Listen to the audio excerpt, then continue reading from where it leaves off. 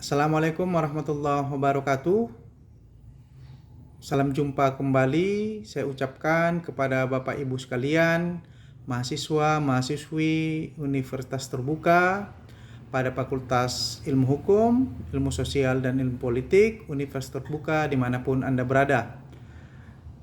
Kita memasuki sesi keempat pada kegiatan tuton kita, di mana pada sesi ini kita akan mempelajari dan memahami dari dasar-dasar ilmu hukum, di mana kita akan mengetahui materi perkuliahan kita, yakni sumber-sumber hukum yang meliputi sumber hukum dalam arti formil dan sumber hukum dalam arti material, di mana kita juga akan mempelajari hukum-hukum yang tertulis dan hukum-hukum yang tidak tertulis.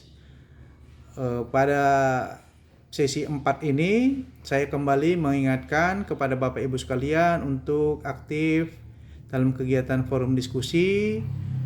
Jangan lupa untuk mengisi absensi kehadiran Bapak Ibu sekalian pada tombol kehadiran, dan juga diharapkan kepada seluruh mahasiswa untuk tetap semangat dan tetap mengikuti perkuliahan kita ini dengan baik.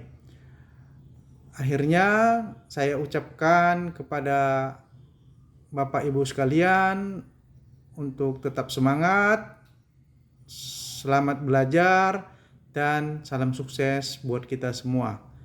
Saya akhiri. Assalamualaikum warahmatullahi wabarakatuh.